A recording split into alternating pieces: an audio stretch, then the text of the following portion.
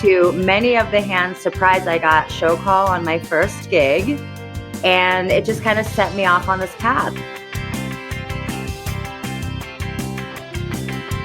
I was so shy in high school that I was even too shy for the theater kids.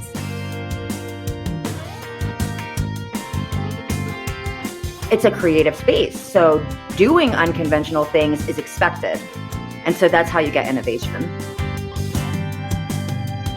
Hello and welcome to the Theatre Art Life podcast, sponsored by Harlequin Floors, the world leader in floors, stage systems and studio equipment for the performing arts.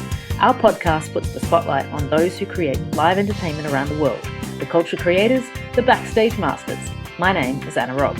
And welcome to our LDI Special. In our LDI series, we'll be speaking with some of the people who will be speaking or exhibiting at this year's LDI show, running from November 14 to the 20th at the Las Vegas Convention Center.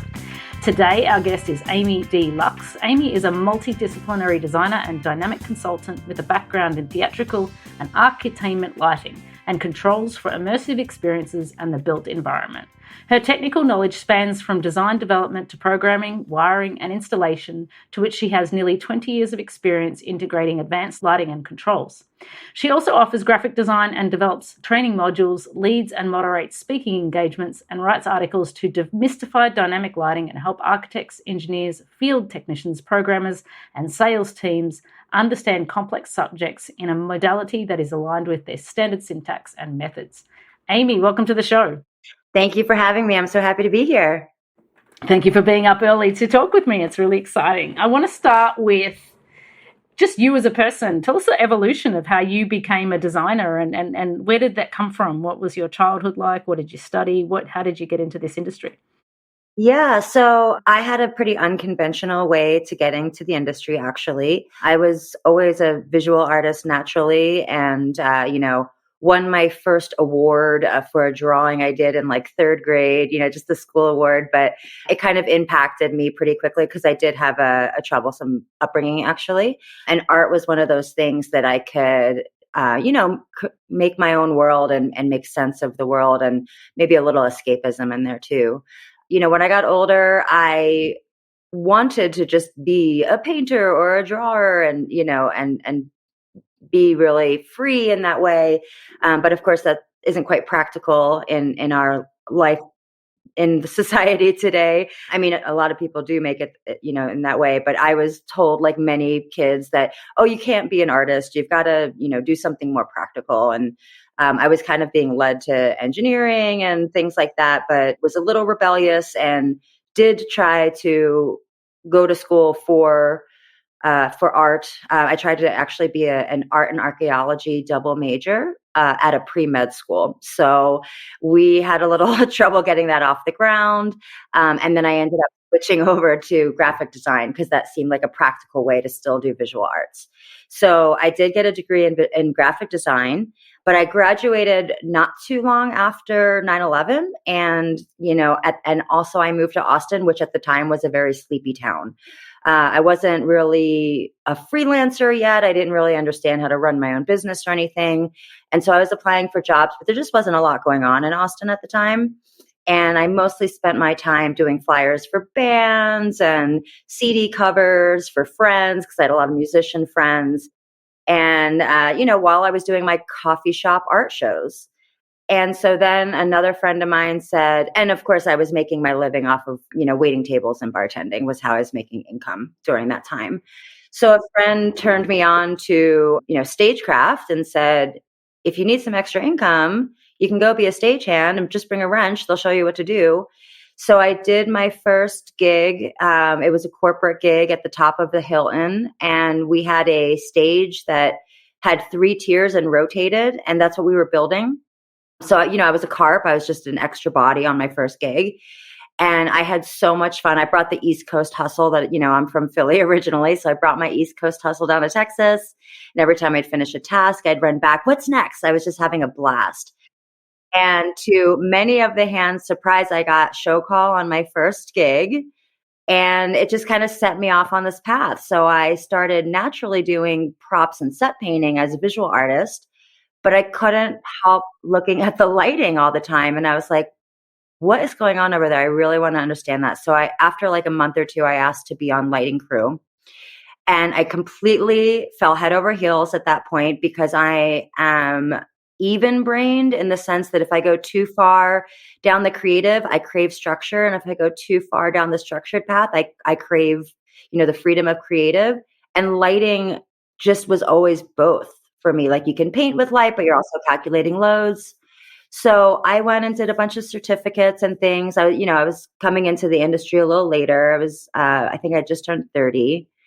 And I just did everything I could to catch up and learn learn programming, learn moving light repair, because I just was so in love with it. And that is kind of how it all started. And then I did mostly entertainment lighting for years. And eventually I was always I learned first moving light repair. So when I then became a programmer, I was doing it from the mindset of, I know there's gobos in there. I know there's color flags in there and all of that kind of stuff. And so I kind of became a programming designer as I evolved because I came at it from programming. And I just kind of assumed those things always went together. And I took the graphic design principles and I put those into lighting design, so balance and space and complementary colors and all of those things actually translated really nicely. And then eventually I was asked to program some permanent spaces. And that's what started me on the path to architecture. And I just was enamored by that idea of that we're not going to just throw it in a truck in a warehouse for, until the next show.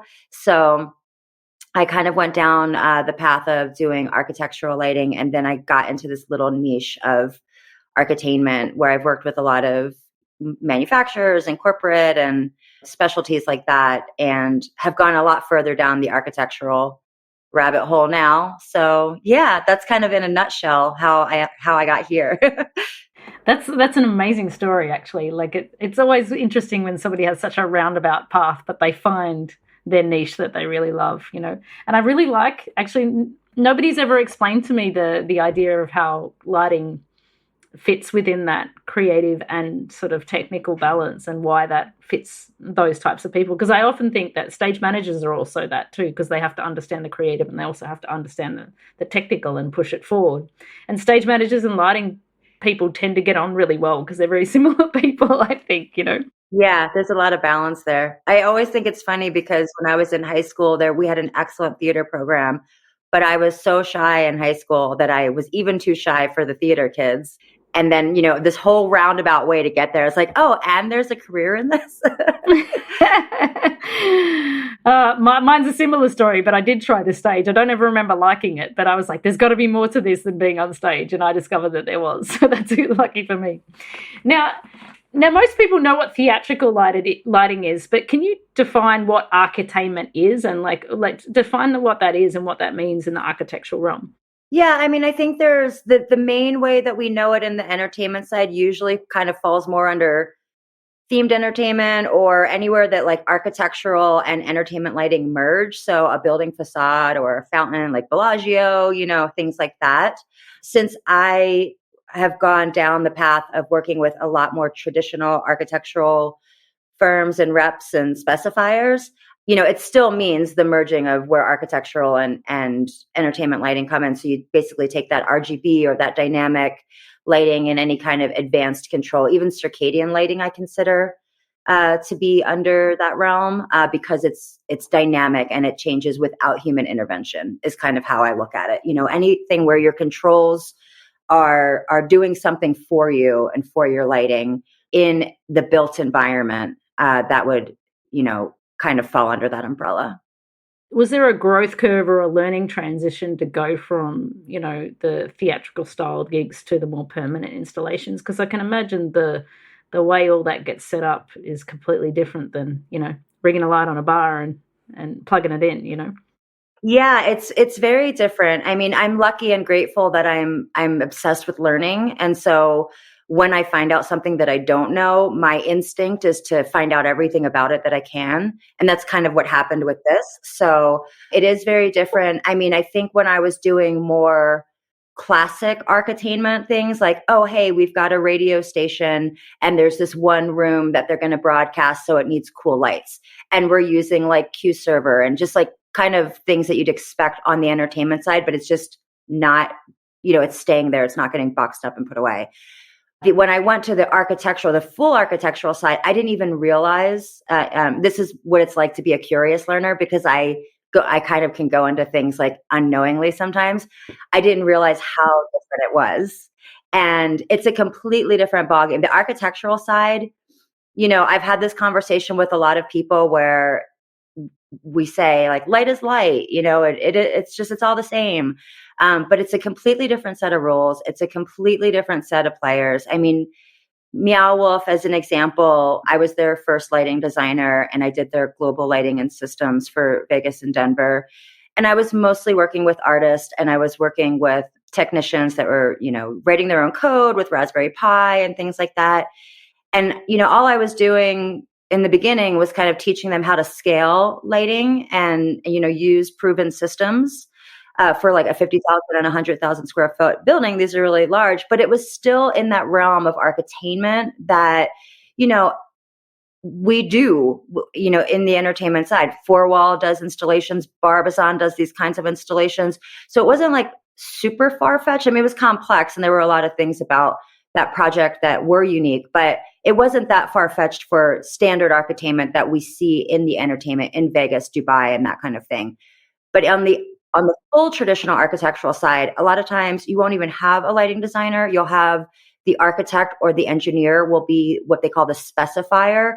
And so they'll just kind of put in whatever lights that they know and are comfortable with. And sometimes it's fine, but, sometimes there's just not that extra piece of art or, consideration of how things go together and beautify the way that a real lighting designer is going to look at it. And then the players and the geography is all different. Everything on the architectural side in the US is based on territory. And so you've got representatives that are between the specifier and the manufacturer. Obviously you're working with electrical contractors and general contractors as well. So there's just a lot of players, a lot of moving parts that are in between you and the final end piece. So that was kind of the first thing that I had to learn was the territory I was in. And, you've got to know 30, 40 different contractors that are all going to bid on the job. And then, yeah, like I said, you're working with architects and engineers who may or may not have a deeper understanding, especially when it comes to dynamic lighting, because oftentimes they're just going to put in kind of the requirement and they're not thinking as much of, something colorful and interesting. And there's a lot of budget and VE to consider. So it can get really complex really quickly. But I think that's, for me, what I kind of loved about it was because there was so much to learn. And then I was also very fortunate that I had already made that pivot years before the pandemic. So when the pandemic happened and I'm watching the entire entertainment industry shut down and all of my peers in the industry, I was completely heartbroken. But I mean, for me, I was like, I got moved to home. I was working from home. I had a salary. I was very safe, but I was heartbroken for my peers. And I still have such an attachment to the entertainment side. I probably love it more than I even love architectural sometimes, but that's kind of when I started making more intentional training opportunities for basically my peers, saying, look, this isn't going to come back for a while. If you want to consider pivoting, it's a completely different game.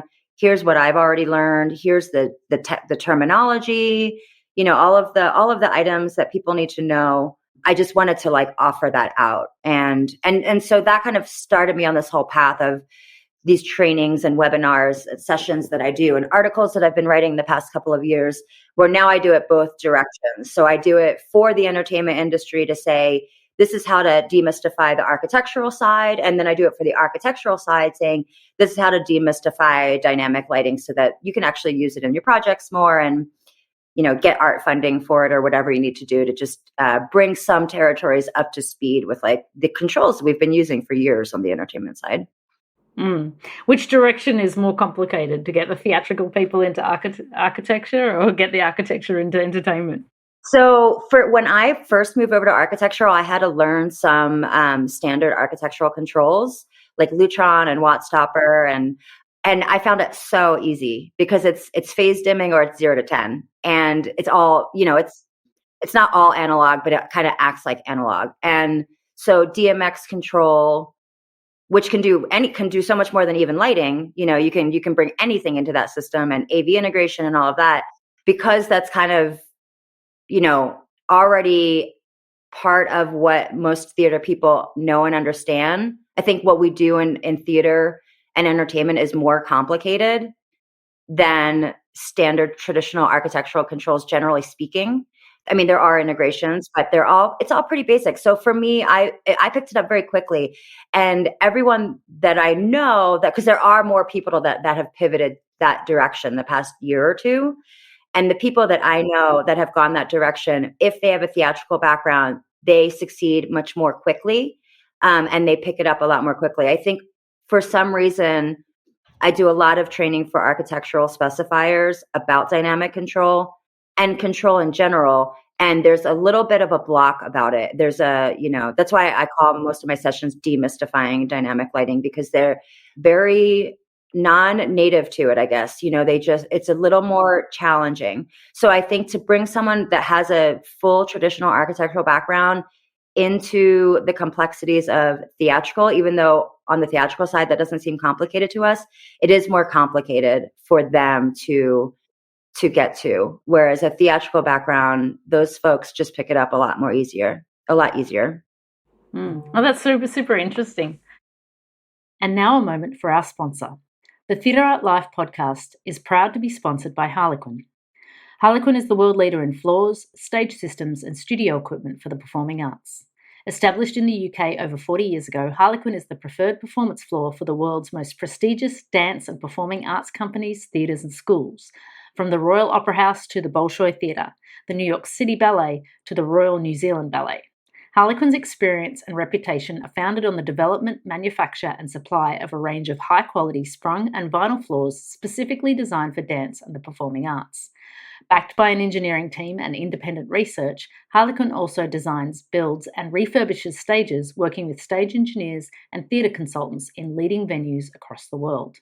Harlequin is the global leader in its field, with offices in Europe, the Americas, and Asia Pacific. Find out more at harlequinfloors.com, HARLEQUIN floors.com.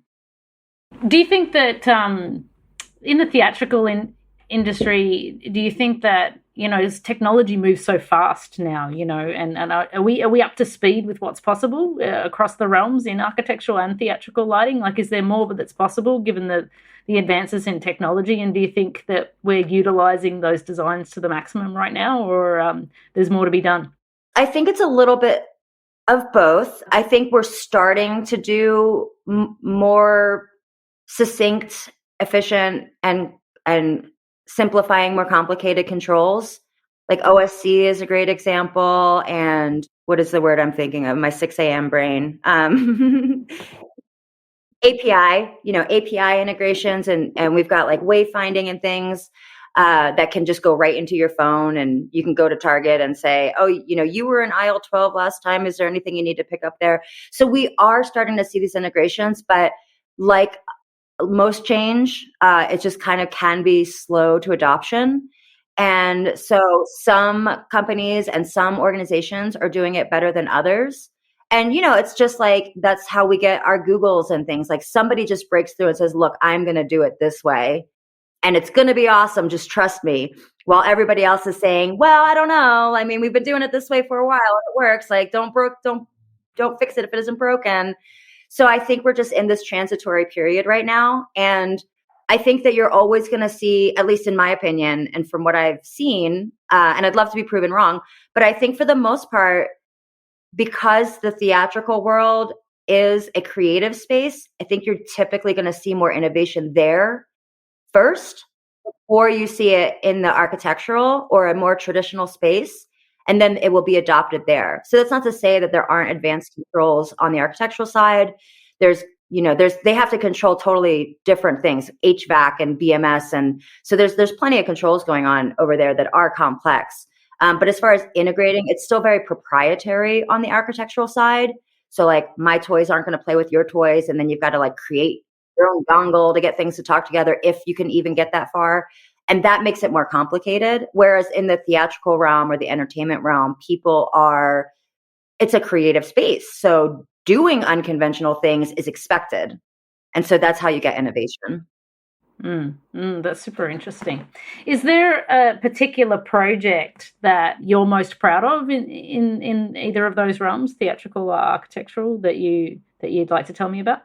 I mentioned Meow Wolf earlier. That was one of the most complicated projects I have probably ever done. Like I said, there was a full range from, when I first got there, I was the first professional lighting designer, but I was put on the tech team, which was basically, they were kind of just writing code. I mean, incredible, brilliant software minds.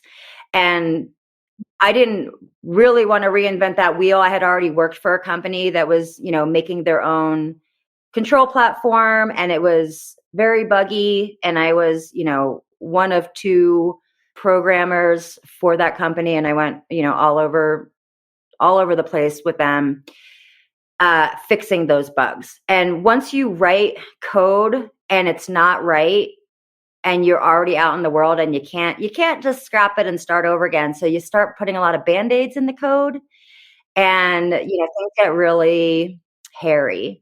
So I really didn't want to experience that again. I had known from that previous experience that, there are incredible software platforms out there, plus to scale. We were working on a 50,000 square foot and 100,000 square foot building at the same time. And we were working with hundreds of artists where, had their own rooms, and some of them were not techie, but many of them were. So putting all of those components together was very complicated. Luckily, I brought on Barbizon as an integrator. So that was very helpful, because I was like in this little bubble, all day long, and trying to explain things to people that didn't have that background. And you kind of have like a third eye or a third head, trying to explain that stuff. So it was really great once Barbizon came on, because, I could have somebody to understand the ideas I was trying to pitch. And then on the other side of it, I was working with the engineers who, were like having a hard time integrating it into the drawing set. So I was kind of, taking it from all sides, and that made it really complicated.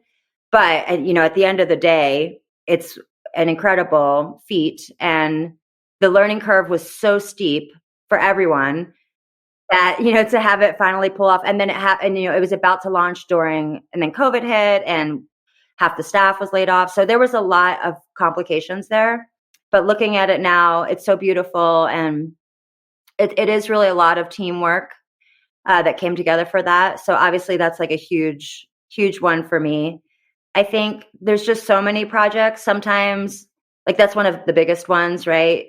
There's also smaller projects. Like I just finished working with the team on Niantic in San Francisco in their office buildings. And we just have this really cool break room space, cafeteria space that has, some really cool color changing lighting. And, it's a smaller project, but I get a lot of thrill out of teaching people to understand something they've never done before. And so working with the electrical contractors on that one, for example, was really fun, because they have no idea when they go into a project like that. Contractors specifically on the architectural side have no idea what they're getting into a lot of times. And what are you telling me to do? I don't understand. The wires aren't purple and gray, and like what? Yeah. So, but then like when it's like kids, they have this like aha moment, and then it's really fun after that. And then they want to do it again, so yeah. So I kind of think that's why I stick on the architectural side, even though I'm definitely a fish out of water in that area, because every time I get to train people to do something new, all of those projects, no matter how small, feel really successful. Well, this must be very satisfying. The Mia Wolf process, how long was that from sort of you being hired to the delivery? Is it a year? Was it a couple of years? How long did that project go for? So I started off in the tech team. So again, I don't write software, I don't write code. So there was like a little bit of a, where do I belong here? And then we actually ended up creating an infrastructure department so that I could toggle between the tech and the artists and the architects, because there was a whole architect team on there as well within Meow Wolf, on top of our external architects and engineers. So that ended up being a lot easier because I just said, I love stuffing LED tape into a weird shape as much as anybody else, but you don't have anyone working on your general lighting and your fire code lighting and, all of these things. So once I moved over to infrastructure, things started picking up speed. And the fun part was designing what I called triple threats, which was basically any fixture that could be, globally used across the exhibit, that could fulfill general illumination requirements, would be fire rated and meet fire code, emergency lighting requirements, and then also could go into exhibit mode and be controlled with DMX. So once we got that underway, my tenure there, I spent a year and a half building out the global lighting and the system, which, was an ETC at the helm, and then, going down to a hog layer, and then going down to, various layers to trickle out to the rest of the system. And, we had put pathway outlets for DMX connectors in all of the rooms. So if it was a flex space and it was going to change, or if an artist decided that they wanted to tap into the global system, that was available. So just, very layered control system, and got both cities through permit, and, worked closely with the architects and the engineers to get it through permit. And then once we got it through permit and everything was on paper and in the drawing set, I let them go ahead and build it, and I moved on to the deeper architectural projects.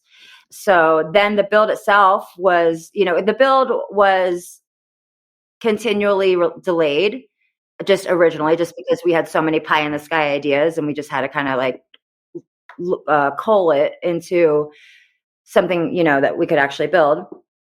And then finally, when it was like time to do the build, the pandemic hit. And so obviously that threw a lot of snags in there. So there were delays from that. But the build, they handled the build. Barbizon handled the build as the integrator, and they did a beautiful job with that. So my time there of the design was about a year and a half, basically getting all the ducks in a row and building the lighting Bible and creating it in such a way that they could rinse and repeat. The spreadsheet was for days. I can't even imagine. It must have been the biggest jigsaw puzzle. Just trying to do all of those. Wow. Yeah. I mean, all the anchor spaces, what lighting goes where. I had to also, because I was teaching the artists and the techs, how to, what lighting could be used in a project like that. We wanted to kind of limit, there's thousands of lights out there and they don't know lighting. So, I made a sheet of 200 fixtures based on type, and was like, here's your package to choose from, and then we put those, everything else we kind of designed for the spaces themselves. And, there's a lot of TMB. Floppy Flex was one of my go-to triple threats, and the USAI Color Infinity Plus, downlight and pendant was definitely one of my favorite ones to work with. In fact, the pendant at the time didn't have the RGB capability, but I requested that because I just needed pendants sometimes. And everything else about that product, the downlight, was just perfect for what we needed. And I did that for you? They did that for me. And now they actually have it as, anybody can get that pendant option as RGB. Yeah. Oh, nice. So yeah, lots of great stuff in the project. Yeah. Amazing. Everybody should see it. Yeah, absolutely. I definitely need to get there once I get back to Vegas next time, because it's right there, and we'll be there for LDI, which is a good segue to for you telling us what you'll be doing at LDI and where people can find you. Yeah, so I'll be floating all around, but I am also going to be speaking at the Women in Lighting session on Friday, November 18th from 3:30 to 5 people. It is a panel of 3 women, and my segment will be considerations for the built environment. So again, going back to helping entertainment lighting folks and theater folks understand, some of the needs and modalities to understand for pivoting over to architainment or architectural, specifically architectural lighting. Paula Dinkel will also be there. Her session is called Find Your Light, and Carrie Heisler is doing Women in Sports Entertainment. So that should be a really fun panel. That's exciting. I'm definitely going to show up for that one. Thank you, Amy, so much for joining us on the Theatre Art Life podcast today, and I look forward to meeting you in person in Vegas. Yes, looking forward to it. Thank you so much. See you there. Theatre Art Life is a global media site for entertainment. Memberships start at only $38 per year. You can have unlimited access to our daily published articles, including entertainment news and the writings of active industry professionals, ensuring that you are always up to date on the global happenings in the world of entertainment. Become a part of the international entertainment community and join us now at www.theatreartlife.com.